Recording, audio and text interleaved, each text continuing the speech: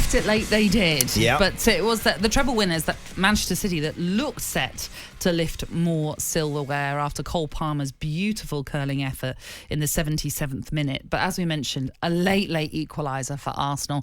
11 minutes into added time. That's something we're going to have to get used to. We will. Andy. Yeah, we're going to have to adjust to that. Indeed. Leandro Trossard's shot was deflected in off Manuel Akanji, and it then led to the shootout. No extra time, obviously, with the Community Shield. Mm-hmm. There were misses for Rodri, Kevin De Bruyne, which meant that Arsenal went on to win by 4 spot kicks to 1. Obviously, it's led to celebrations out on the pitch. It's led to the fans celebrating, and it's led to the debate of, are they over-celebrating something like the Community Shield, or is that something that we should be looking at as a statement win for Arsenal? I genuinely don't think they over-celebrated. It's very difficult. When you're playing against the best team, whether it's a pre-season friendly, whether it's a pre-season friendly with a little bit more to it, as the Community Shield is, whatever game it is, whenever you're playing against the best and you beat them, you're entitled to feel pretty good about yourselves and feel good about that. When it's in dramatic fashion as well, when it's like in the 100 and whatever minute it was, when they equalised, and then of course to take it to pens, then even more so. I mean, nothing's sweeter for a player or a fan when you're behind in a game and all of a sudden you manage to pinch a winner in the 90th minute. But we're now going to be talking about pinching winners in the 100th minute, aren't we? Yeah. You know, it's going to be very much part and parcel of the game moving forward. It interests me a little bit because obviously there's always the talk about player welfare, and injuries is always a concern for managers and staff, and yet if we're going to be playing another 10 or 15 minutes, when we get round to European football, if all of a sudden we're going to see games similar, and then who knows, in the latter stages of competitions we're going to see extra time as well. I mean, we are going to be talking about some of these games playing for a serious amount of time, but it will take some getting used to, I think. Yeah. As a player, you know, you look up at the clock and you see 85 minutes. As a fan, we've got 5 minutes. No, you haven't. You've probably got another quarter of an hour to go. You know, and that's kind of going to take a while to work out the best way to cope with that and get through that. Yeah, that's true as well. And tactically as well, from a manager point of view, how are they going to deal with it? Are they going to save a sub, for example, for late on? Yeah. All those kind of things. Yeah, absolutely. Yep. And as fans, if it's late night games, we're going to just be aware that you're going to have to think about how you're going to get home that's sometimes. True. But it's interesting you mentioned that, because Pep Guardiola obviously has spoken about that added on time, which did impact Manchester City because of that late equaliser for Trossard. He has questioned the length of the game and what it could mean for football. No, it's not annoying. It's we have to get used to. I had the feeling, not because we're winning 1-0, it's just for the fact that I had the feeling that didn't happen much to extend 8 minutes. But it's a good question for the international boards and all the people, because they don't consult to the managers, they don't consult to the players. What is the opinion? Then we go there, we have to accept it. So they have to accept it, they have to do it. So with this amount of games, now it's not going to play 90 games. Now the games will be 100 minutes, that's for sure. 100 minutes. It never happened today. It was 8 minutes. Imagine because they extend 4 goals. And every time you score a goal, a game 4-3. Tomorrow morning, 9 a.m., I'm here playing. Yeah, so that's what he's saying. 8 o'clock in the morning, these games might end up finishing. I know the Community Shield, he also spoke about this and saying how, and like you touched on, player welfare. They already play so many games. They already play late on into the end of a season, like you pointed out, especially with the internationals finishing often in mid-June, which means that sometimes that impacts the length of the post season, if you like, and how much time players can have off. But in terms of maybe stopping time wasting and maybe just getting more ball in play, this is what we're trying to aim for. I agree. So ultimately, it's good for the fan if we're seeing more ball in play time. Yeah, I think there had been genuine concerns, and I think with good justification about the amount of time the actual ball was out there in play. So I think something needed to be done.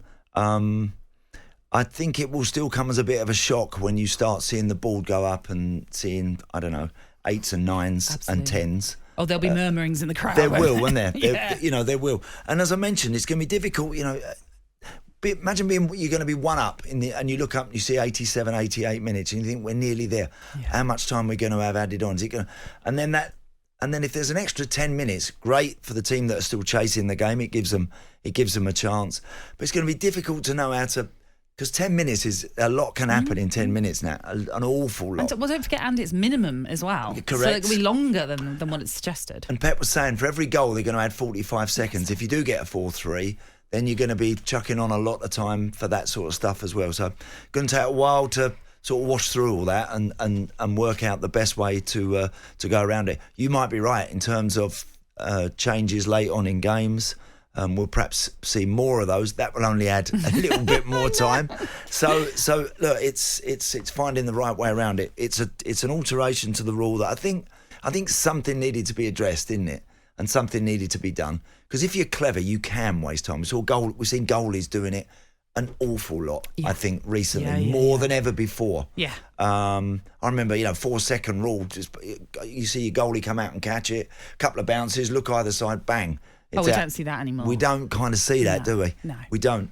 They sort of hang on to it, then they drop it on the floor, and obviously they might start from there. But it's going to take some time to absolutely get used to. But late goals gives us great drama and gives us lots to get our teeth into and lots to enjoy in many ways. So hopefully we'll get plenty of that. Are you thinking, I'm so glad I'm not having to play anymore? Yes, I'm thinking that a lot.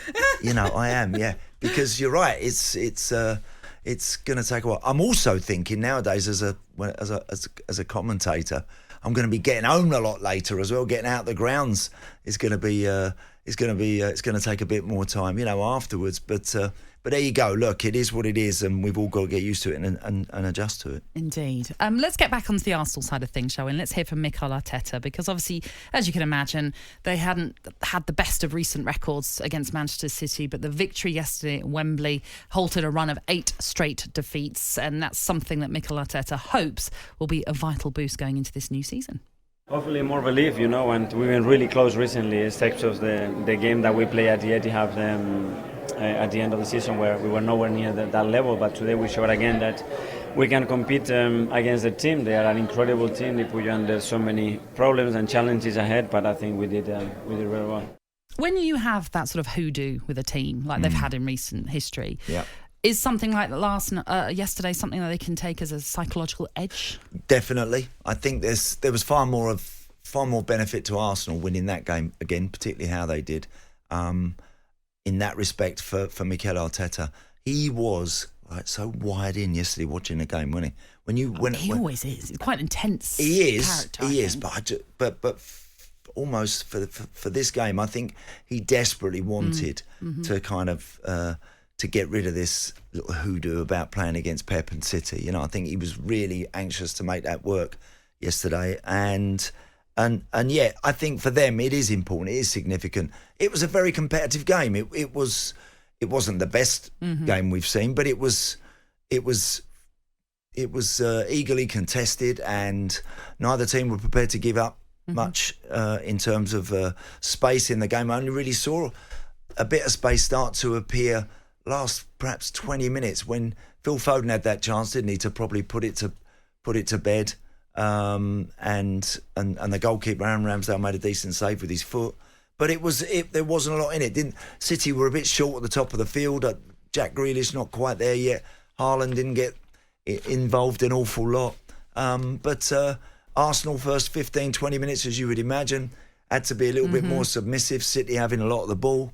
But gradually Arsenal looked like they could stitch something together, and they made some good situations. Should have scored perhaps, or at least hit it cleaner, the second chance that come to him. But no, it was a good watch. It was a good watch. But City is some way, I think, shorter than Arsenal in terms of fitness and getting everything together. talkSPORT Breakfast, waking you up Monday to Friday morning from 6 a.m. on AM, on DAB, via the talkSPORT app and on your smart speaker. talkSPORT.